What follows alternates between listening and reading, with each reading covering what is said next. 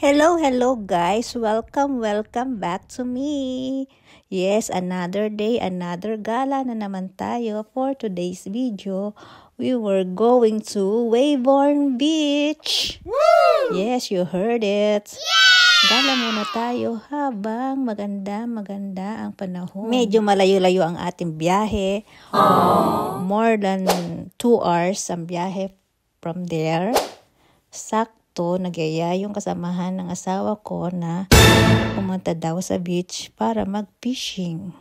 So, dahil kagagawa lang itong sasakyan, hindi naman siya sira.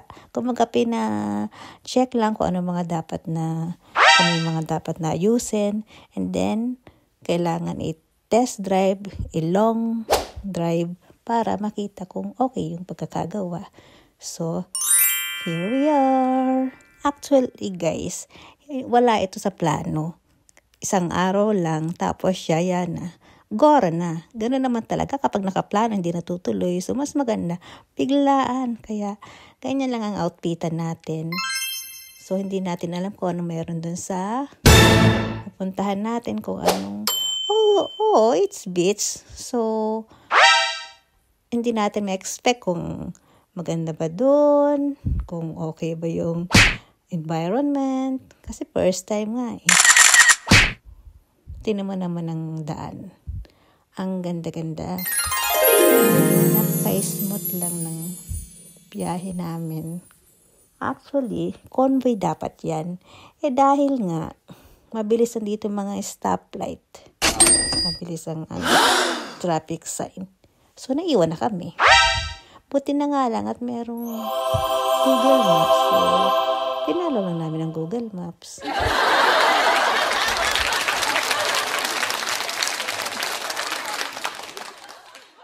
At para hindi mainip ang aking driver, siyempre antukin-tuloy. Nag-music trip na lang kami. Tapos paminsan-minsan, kwentuhan, tawanan sa daan. Ganun lang para parang joyride na rin ang nangyari. Para naman enjoy namin ang aming moment. May moment. At tinatawagan na nga kami that time ng mga kasama namin kung nasa na daw kami kasi sila nandun na. Kami, siguro mga 10 minutes pa. Kasi dito hindi naman pwede magmadali at may mga camera. Merong speed limit, biglang 60, tapos magiging 40, tapos 30, hay na lang. So, paano makakapagmadali? Kaya, syempre, kailangan sumunod sa mga rules. Eto nga, malapit na kami sa, ano ba ito, beach or forest? Puro naman puno na dito. Natatakot ulit kami mag-asawa kung tama pa ba yung way namin. Kasi paliit ang daan. Parang pang one way lang. Tapos pag may nakasulubong ka, talagang gigilid ka sa may malapit sa halos sa may damuhan na para lang kapag magkasya ang dalawang sasakyan. Parang wala naman masyadong dumadaan dito. Bakit ganito? Pero ang ganda ng mga ng mga puno. Look at that. Greenish. I think malapit na kami. 1 minute na lang. Kasi yun ang sabi sa Google. At last, dumating na rin kami. Look at that view. Natawag talaga namin nature. Ang ganda. Wow, amazing. Siyempre, pagdating namin, nag-video kaagad. Para naman ipakita sa inyo kung gaano kaganda ang aming pinuntahan. This is a Weybourne Beach. Oh my God. Wow! Yeah! Woo! Insert music.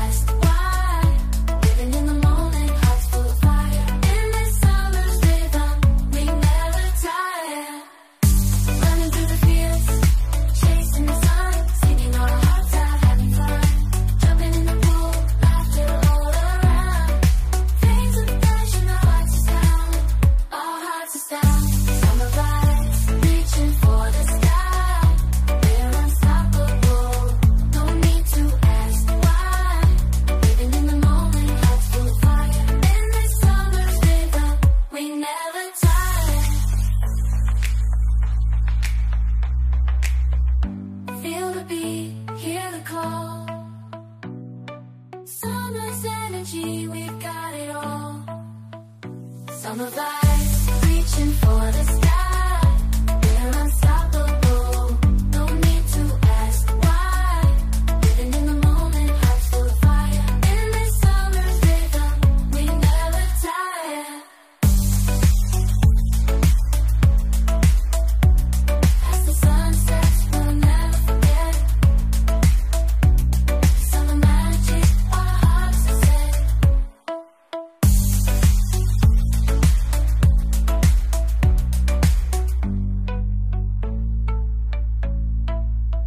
At ayan yung guys, may dalang pang fishing yung mga kasama ni Dante. So, tinuturuan nila si Dante, yung husband ko, kung paano maghagis nung, hindi ko alam kung anong tawag dyan. Kaso, high tide naman, saka malakas ang alon. So, hindi daw, wala daw makukuha na na fish. So, wala lang, makapag-video-video lang. Pero at least, na-enjoy naman nila yung ganitong kung paano ang fishing. So, okay din naman. Pagkatapos nito, ay kumain lang din naman kami dito ng mga baon namin. Tapos, maghapon lang kami dito. Kasi, wala naman dito mapag-stay yan dahil pwede rin naman. Sabi kasi, bawal daw dito mag-overnight. Yung maglagay ng mga, anong tawag doon? Yung mga pang-camping, bawal daw.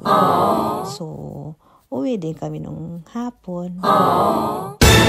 Bago umalis, kumain muna kami ng mga baon namin. Konting picturan, bago umalis. So, ito na ang way namin na pabalik sa pauwi na. Ayan na naman. Pero, yung way na yan, medyo palapad na naman ang palapad yung daan. So, alam na namin na malapit na rin kami ulit sa highway. Yeah! Enjoy ulit sa view, guys. Music.